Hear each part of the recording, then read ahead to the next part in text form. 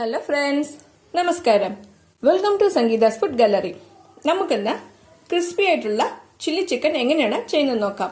ഇത് ചെയ്യാനായിട്ട് ഞാൻ 1/2 കിലോ ബോൺലെസ് ചിക്കനാണ് എടുത്തിരിക്കുന്നത്. അതിന് ചെറിയ ചെറിയ പീസസ് ആയിട്ട് കട്ട് ചെയ്ത് വെച്ചിട്ടുണ്ട്.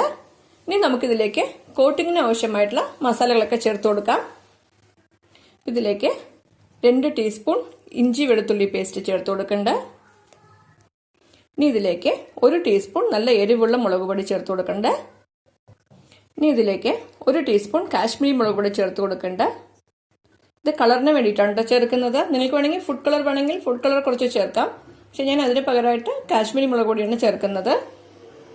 ഇനി ഇതിലേക്ക് 1 ടേബിൾ സ്പൂൺ കോൺഫ്ലവർ മാവ് ചേർത്ത് കൊടുക്കണം. 1/2 ടീസ്പൂൺ ഗരം മസാലപ്പൊടി. ഇതിലേക്ക് ആവശ്യത്തിന് ഉപ്പ്. ഇനി ഇതിലേക്ക് 2 ടീസ്പൂൺ ലെമൺ ജ്യൂസ് കൂടെ ചേർത്ത് കൊടുക്കണ്ട.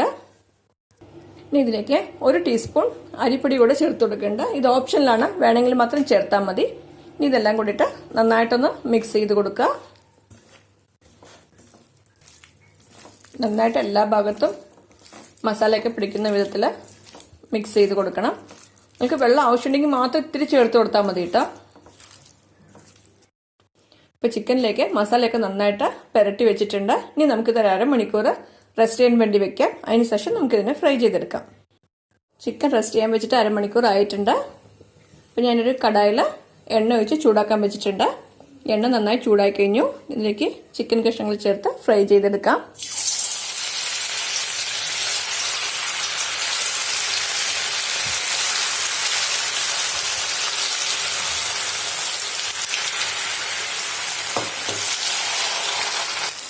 ഇത് ഫോർക്ക് വെച്ചിട്ട് തിരിച്ചിട്ട് കൊടുക്കണം.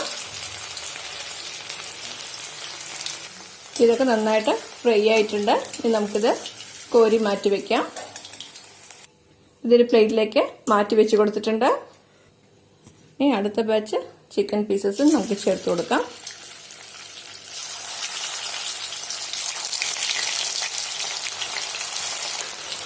ഇതിനൊക്കെ ഒന്ന് മാറ്റി കൊടുക്കാം.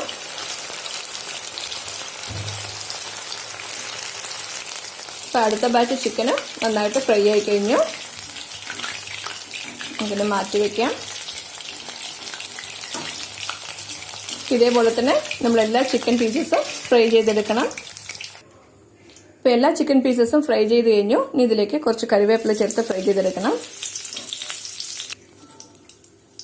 ഇനി ഇതിനെ ചിക്കൻ പീസസിലേക്ക് ചേർത്ത് കൊടുക്കാം.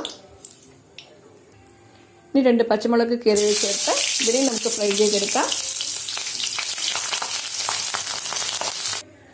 ഇപ്പോൾ സ്പൈസി ആയിട്ടുള്ള നമ്മുടെ ചില്ലി ചിക്കൻ റെഡി ആയി കഴിഞ്ഞു. നിങ്ങൾ എല്ലാവരും ഈ റെസിപ്പി ട്രൈ ചെയ്ത് നോക്കണം.